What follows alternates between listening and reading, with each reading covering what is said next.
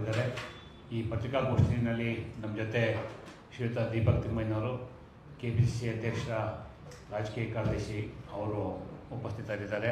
ಶ್ರೀಯುತ ಬಾಲರಾಜ್ ಅವರು KPCC ಪ್ರಧಾನ ಕಾರ್ಯದರ್ಶಿ ಅವರು ಈ ಕಾರ್ಯಕ್ರಮದಲ್ಲಿ ಉಪಸ್ಥಿತರಿದ್ದಾರೆ.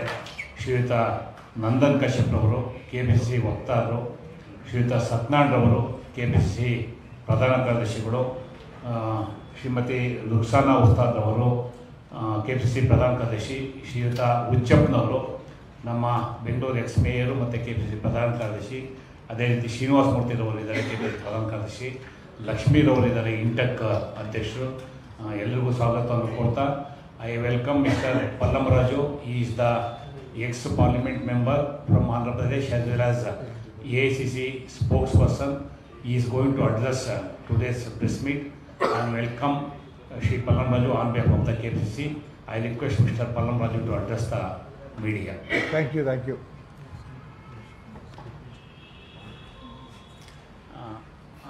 ಇನ್ನೊಂದು ಮತ್ತೆ ಅವರು central ex defence minister. I am sorry, I forgotten to tell. He is the central ex-defense minister. So I welcome Mr. Pallamraju. Thank you. Everybody's come or waiting for some more people? No, you start.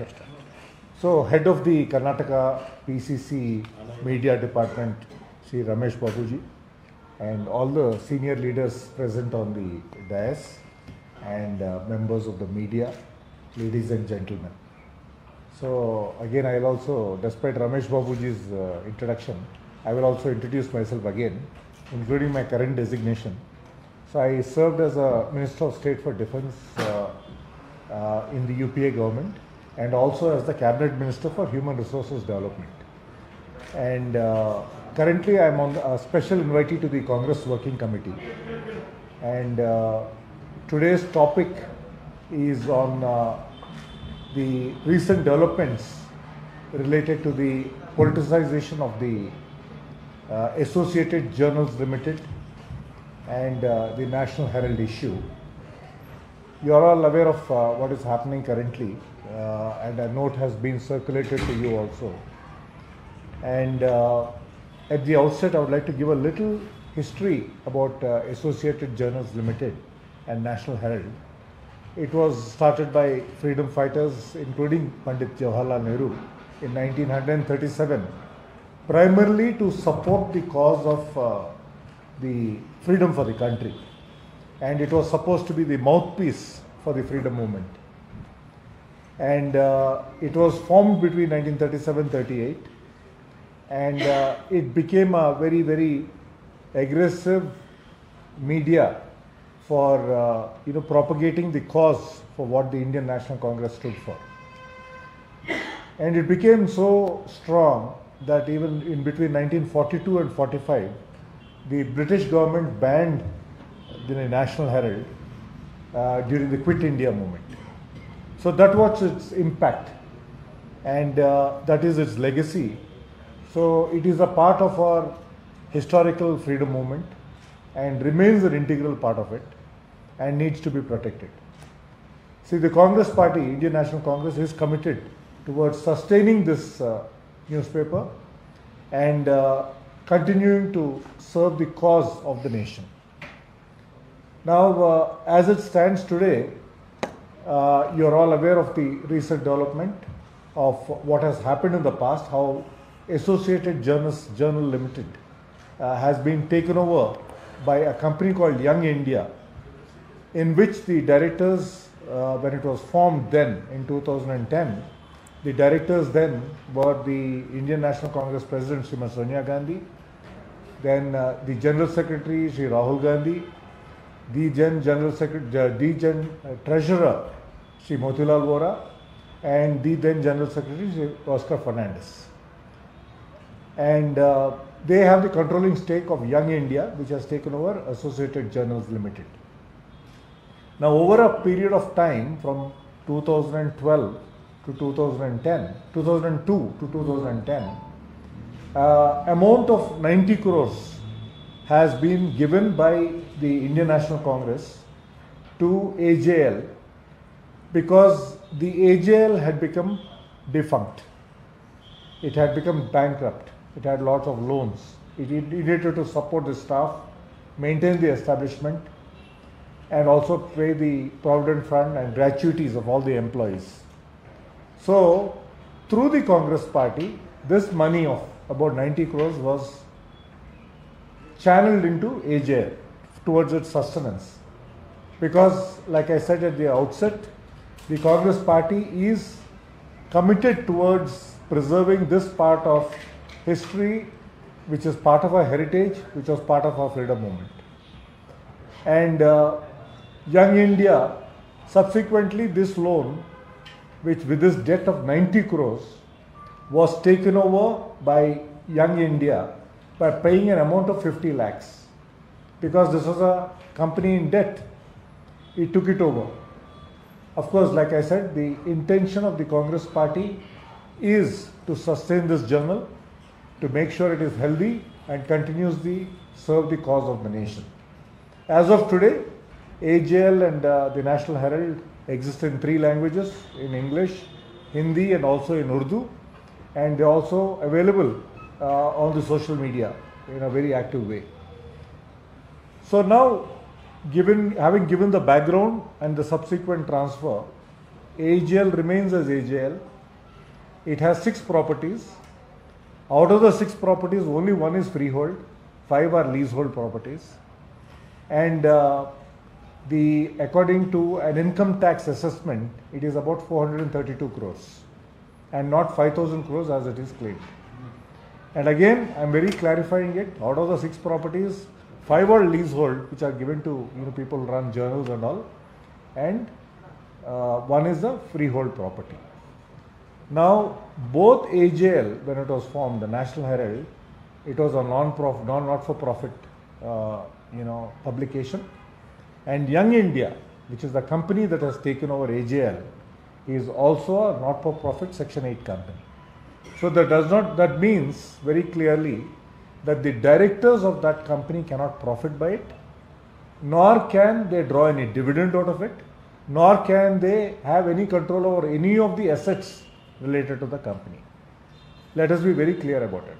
The directors they are in no way will they profit by being a director on that company, because it's a not-for-profit company.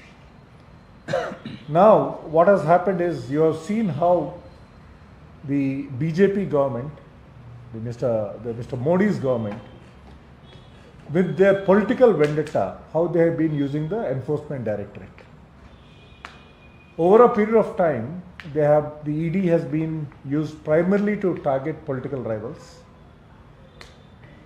Out of the ED cases that have been foisted on people, 98% are on political people, political adversaries.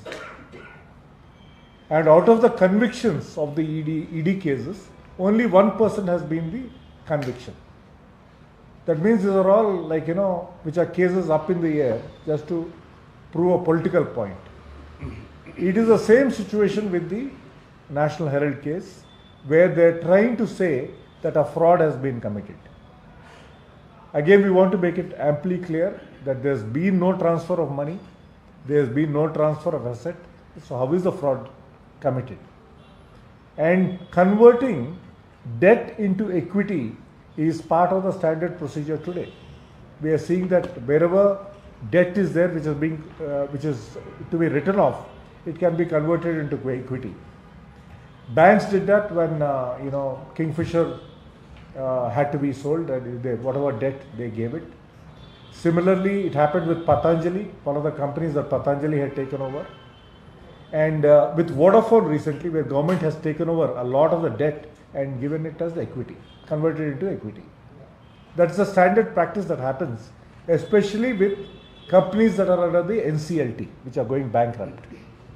So in a similar manner, what Young India has done is to take over the debt of the AJL and convert it into equity and taken the load on itself. And none of the directors, I repeat, none of the directors have profited by it by one Maya Paisa also. Now how they are politicizing the matter is by saying that the value of the property is 5,000 crores. That's the notional value. Out of the 5,000 crores, like I said, only one property is freehold. The 5 are all leasehold. So it doesn't become the property of AJL. And like I said, the income tax department had assessed it at 432 crores, whereas these people are continuously using the figure of 5,000 crores. If you remember, when the UPA government was in power, the notional value of the auction spectrum was supposed to be 1,76,000 crores. This is the kind of publicity that the BJP indulges in creating a false narrative. And the auction of the spectrum hadn't taken place. It was the estimated value that was supposed to be accrued by Government of India if the spectrum would have been auctioned. And this was determined by the then Comptroller and Auditor General, Mr. Vinod Rai, who was again appointed by the UPA government. So we were transparent to that extent. But it made it look like that the UPA government had eaten up 1,76,000 crores. This is the false narrative that is going on. Similarly, today, they have created this narrative that the National Herald has properties worth 5,000 crores. And that's being taken over by Young India, in which Shri Rahul Gandhi and Mrs. Sonia Gandhi are the major stakeholders. This is the narrative that is being built. And what did they do before in 2023? They froze some of these properties. They froze some of these assets, as if to say that a big fraud has been committed. And this was to, again, politically target the Congress party, to weaken the Congress party. We have seen how the Enforcement Directorate is being used. And after freezing the assets, with 1 day left, they filed this case, charge sheet, and we don't know what the contents of the charge sheet are. These are the games that the BJP is playing. These are the games that the Modi government is playing with the political adversaries. So we are, as a Congress party, we want to put everything before the media and before the people through you. And again, the 90 crores that was given by the Congress party to AJL as a loan was done in a transparent manner. It was completely reflected in the books. It was not some underhand dealing. Similarly, the 50 lakhs that Young India paid for taking over AJL was again done in a very transparent manner. And very clearly again, none of the directors were benefited by any of these things. Even when a Section 8 company is eventually liquidated, if it has to be, none of it goes to any of the directors. So we just wanted to put all these facts before you. But again, the Indian National Congress stands committed towards protecting this newspaper which served the national cause during the freedom movement. It was a,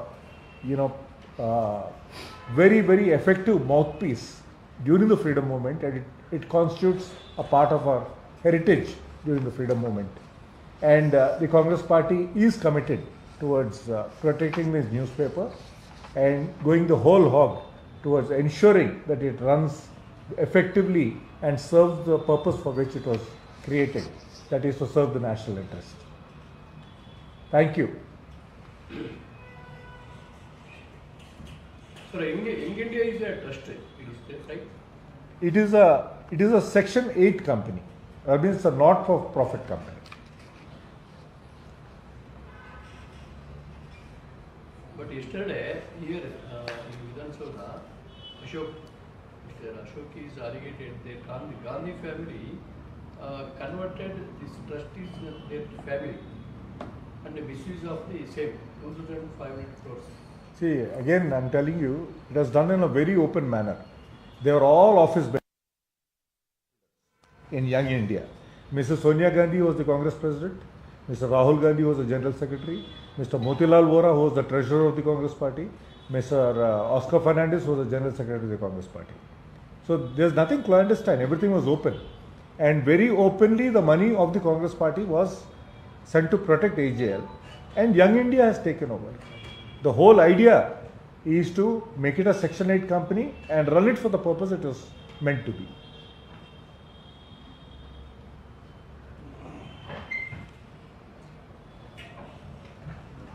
Any question? Samna, Anand, Devaraj. Conviction rate, as you said, is just 1%. Why do Congress worry?